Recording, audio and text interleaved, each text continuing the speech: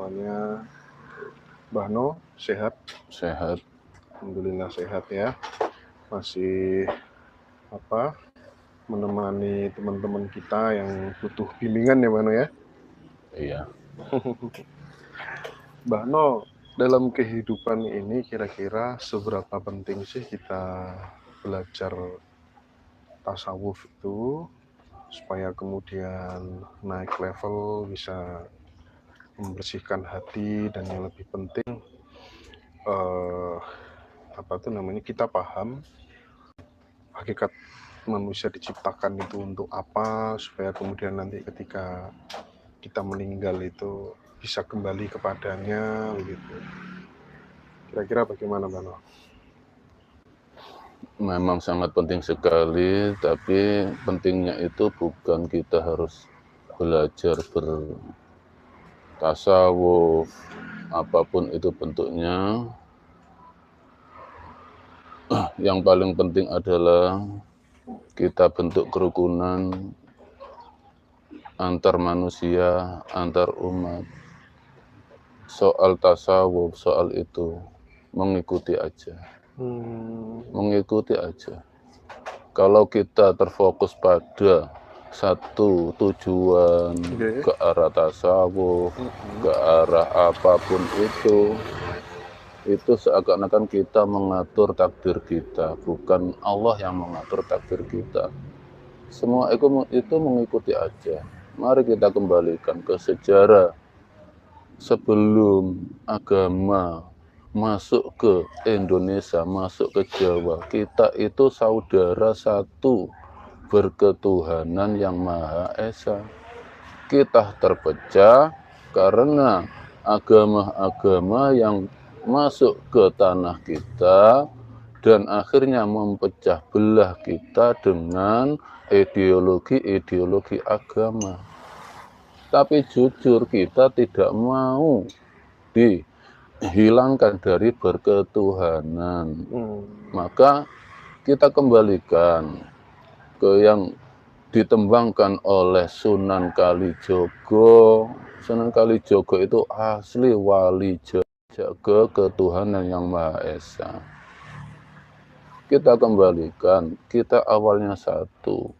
Jadi kita saudara empat, panjer satu, dulur papat, panjer siji. Itu kita kembalikan. Kita boleh berbeda agama, mari kita satukan ke ketuhanan yang Maha Esa. Kita hidup rukun. Kita hidup rukun dengan jalur kita masing-masing. Yang penting tetap memegang ketuhanan yang Maha Esa. Kita bela NKRI, jangan dipecah belah NKRI ini dengan ideologi yang dari luar, bukan asli kita. Kita kembali ke asli kita, orang Jawa yang rukun, damai. Kita itu keracunan dari budaya-budaya luar, sehingga kita terpecah belah. Mari bersatu kembali. Mari bersatu kembali.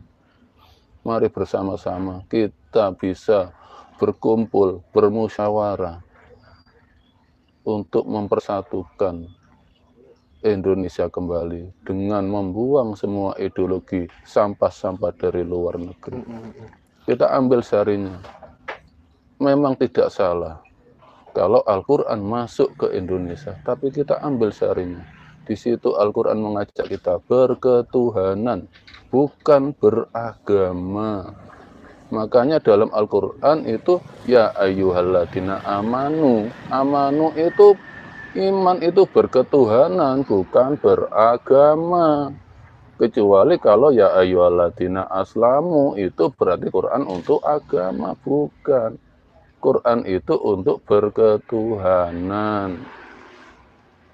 Makanya dalam Al-Quran sesungguhnya jelas orang iman, orang Yahudi, orang Nasrani, bahkan orang-orang yang tidak mengetahui apapun, tahunya ya bekerja itu masih bisa mendapatkan keselamatan dari Allah. Jangan pernah minder untuk ke Allah. Jangan pernah putus asa untuk menuju Allah. kita semua warga Indonesia berhak diselamatkan oleh Allah. Kita wujudkan. NKRI kita pertahankan. Jangan mudah terkecoh, tertipu dengan label agama.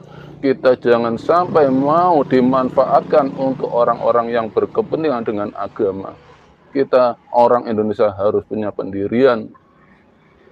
Allah tidak pernah minta dibantu. Rasulullah tidak pernah berperang menyebarkan agama, membela agama, tidak. Rasulullah hanya membela para sahabat dari serangan orang-orang yang membahayakan sahabat. Kalau memang kaum itu tidak membahayakan sahabat, Rasulullah nggak pernah memerangi. Mana ada Rasulullah perang untuk menyebarkan, memaksa orang untuk iman, untuk Islam, enggak. Rasulullah hanya mengajak iman. Kita kembalikan ideologi Jawa kita. Jangan terpengaruh oleh racun-racun dari luar yang membawa agama. Berarti kita harus menyudahi klaim-klaim kebenaran hanya ada satu agama yang benar dan lain sebagainya. Itu harus Mbak, kita harus pikir lebih luas, tidak sempit begitu ya. Quran itu rahmatan lil alamin, kasih sayang untuk semua orang, semua manusia.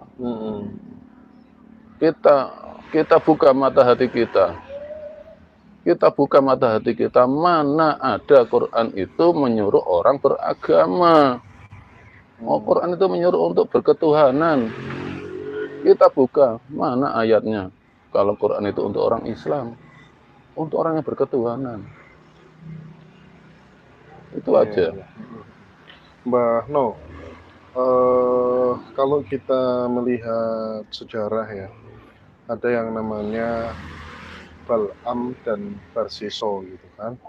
Kisahnya Bal'am dan Barsiso itu kan paradoks dengan atau bertentangan atau berbanding terbalik dengan kisah seorang pelacur yang memberikan minum kepada seekor anjing di padang pasir gitu. Iya.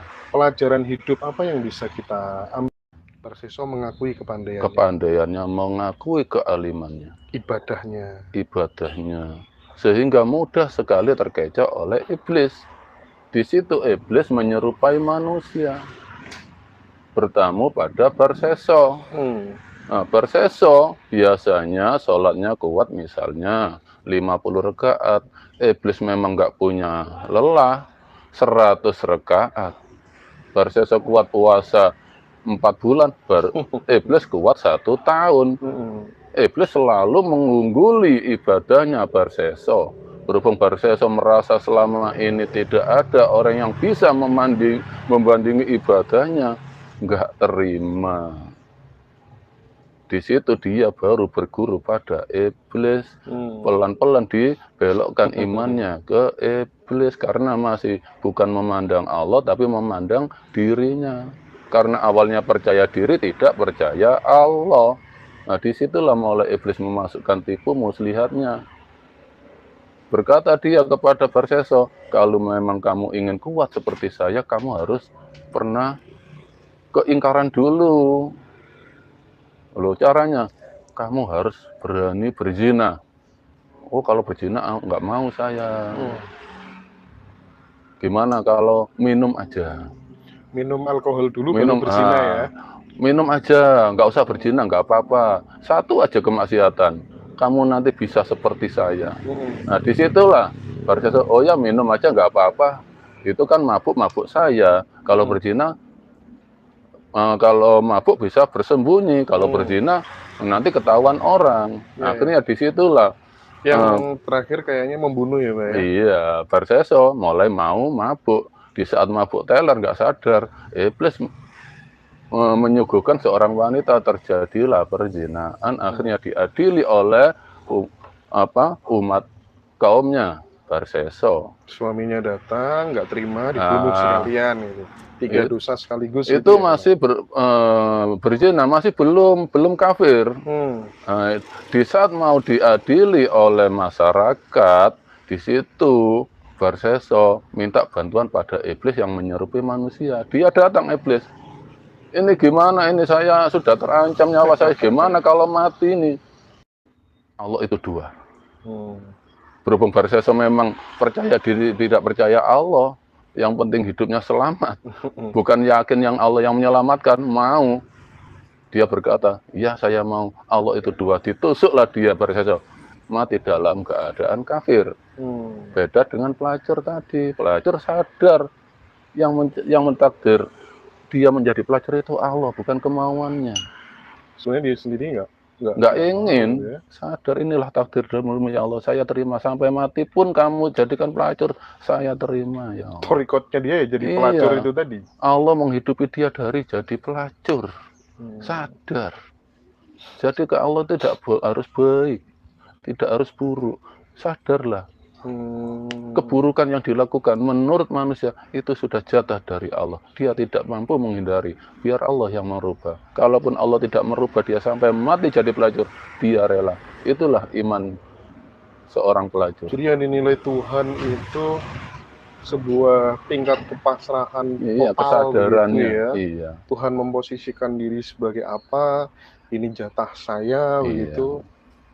Oh. Sementara ini kan paradoks ya, Mbak ya. Orang yang sudah berbuat baik puluhan tahun, gara-gara salah sak kecapan, mendoakan Nabi Musa, bla bla bla, akhirnya Bal'am biar tersesat, meninggal dunia dalam kondisi yang buruk begitu ya, Mbak ya. Nah, itu berarti orang bisa selamat atau enggak itu poinnya ada pada keridhaan Tuhan. Iya, Bal'am dikira doanya itu ampuh. Di situ berhubung Bal'am sudah merasakan iblis, doa kan terserah Allah. Berhubung dia menuntut ingin disaksikan oleh jamaahnya, doa saya ampuh, saya bisa memberikan bahaya kepada siapapun. Disitulah iblis yang berjalan karena dia sudah memposisikan dirinya sebagai iblis. Jadi Allah, i'malu maksitum, oh mau kamu di situ silahkan, tapi istidraj, dilosdol oleh Allah, hilang imannya. Karena apa? Ingin diakui manusia bahwa doanya ampuh.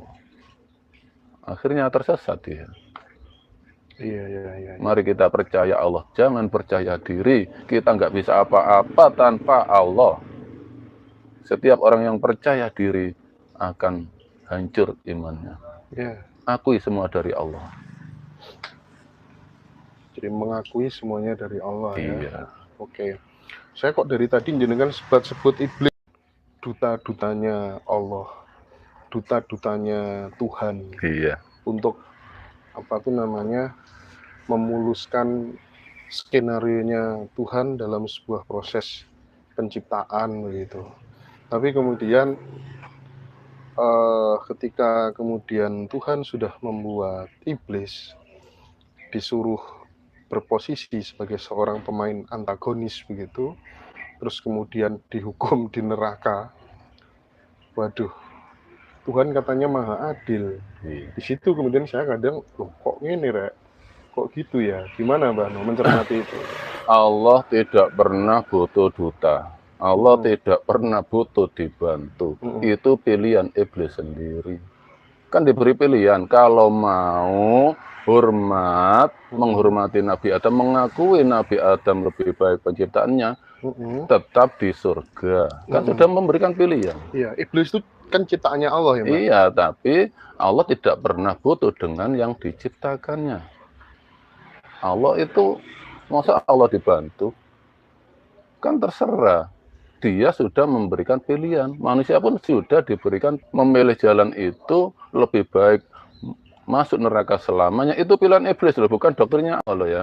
Pilihan iblis sendiri, lebih baik masuk neraka selamanya asal saya tidak akan mau tunduk pada Nabi Adam. Tapi dengan syarat saya akan menggoda anak Adam sebanyak-banyaknya. Di situ Allah mempersilahkan, silahkan, tapi kamu tidak akan bisa menggoda hambaku yang iman. yang namanya iblis itu kan sebenarnya tidak level dengan penciptanya ya Mbak ya. Tidak Iya. level dengan penciptanya.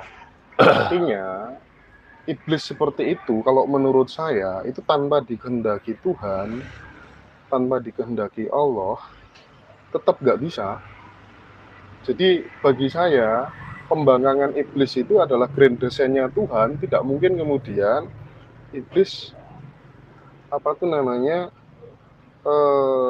punya karep seperti itu tanpa diridhoi Tuhan gitu. Idealnya kan begitu kalau orang berpikir secara ini, Mbak. Iya, tapi kan di situ iblis kan dari tadi ya sudah ada pilihan, bukan doktrin, bukan ya, Allah sudah memberikan jalan keselamatan, tapi iblis nggak mau. Kan kembali ke masing-masing.